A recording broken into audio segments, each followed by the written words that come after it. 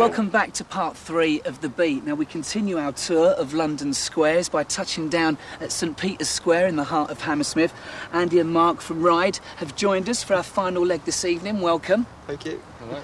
Now let's talk about the album, Carnival of Light. Your third album, I think it went in at number 5, which is, you know, an enviable thing for any band. I mean, what do you sort of like judge? How do you judge success as far as your albums are concerned? I mean, is it personal? Is it critical? Is it commercial? Or is it a mixture of all three? It's a bit of everything, really, you know. I mean, the way that I judge whether it does well enough is how it does in regard to the last album, you know. So, our albums, first one went to 11, second one went to number 4. So, we're starting down a slippery slope now, number 5. But I mean, it was pretty good. I was pretty chuffed because we've been away for a while. We've got more confident about playing the sort of music we want to play rather than, well, we've, you know, disregarded any notion of being in a scene now, you know. We were, in the beginning, we were quite eager to fit in, but we know now that we don't really fit in, and we're quite happy about that now. To put it in a nutshell, every band that comes out has their own little scene, and there's always like, you know, 4 or 5 bands or something, and 3 years down the line you see who the men and who the boys are, you know, and we are still here doing our thing, and yeah, that's it really. I mean, you know, the other bands that you could mention, what are they doing now? Some of them are doing all right, some of them have fallen by the wayside, but I mean, you can look back a lot, you know. I don't think it's so healthy just to sort of look back all the time, because I think, you know, I look back and think, well, I'm aware that since we started, you know, the public eye was on us in a way, and you know, it's frustrating because certain things you look back and maybe cringe a bit. I don't know, it's all kind of getting a bit swirly and out of hand, I think. So I think the main objective with this record was to get it all a bit more focused. I noticed that as far as the songwriting credits are concerned with this album, whereas in the past it's always been attributed to Ride, you know, you're credited individually. Yeah. What was the thinking behind that? What prompted that? All right. Basically, from the beginning of the band, we've written songs separately, and I've written a lot of material, Mark's written a lot of material, we've always done our own songs, and we wanted to give people a chance to know where the songs were coming from there. So if they see a song written by me, I'm the one that has to answer for it, because they are starting to look a bit different, you know. There's such a variety of songs on there and styles that there's got to be someone to point the finger at and say, you know, why did you do that? And then I can answer my reasons, or, you know, Mark can answer his reasons, or whatever, you know. And also, I mean, we just went through a long time of answering, sort of taking credit for things that you maybe weren't so responsible for, you know, and it's just good to sort of show how it is. Well, I was the one that said it. I was the one that said I want credit for what I'm doing, and, you know, you take credit for what you're doing. The main reason really was just the fact that I wanted to really focus in and do something definite, and not so much give it to the whole band and say let's work on it together, but more say I want to do this certain thing.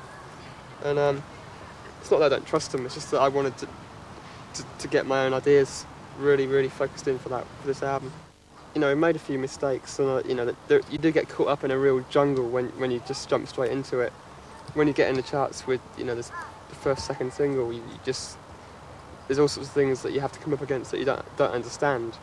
But I think that the decisions that we made have worked out all right, and you know, we're constantly changing our attitudes, and I think we have grown up in public, but, you know, at least we're growing up.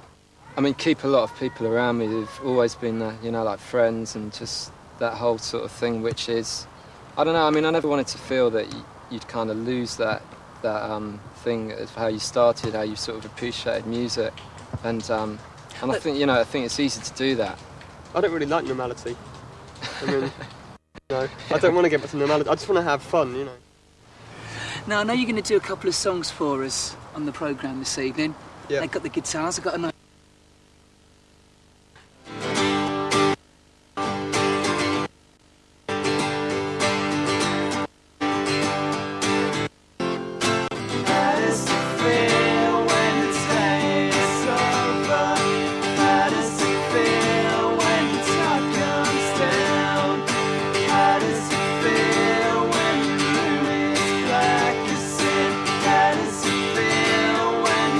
By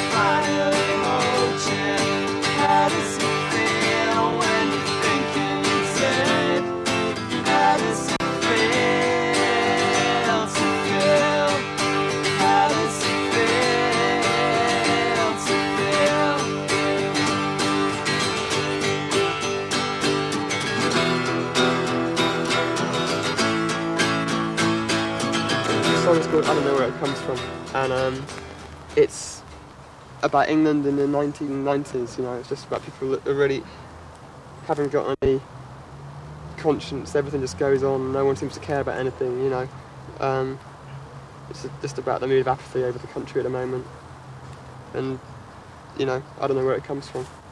Turned on my radio tonight, and I was overwhelmed with shite. I got so numb I couldn't fight. What's going on? I can't define. How is it everyone's resigned? We're so uptight we can't unwind. I don't know where it comes from. I don't know where it comes from. I don't know where it comes from. Don't ask me where it comes from. I don't know where it comes from. I don't know where it comes from. I don't know where it comes from. Don't ask me where it comes from.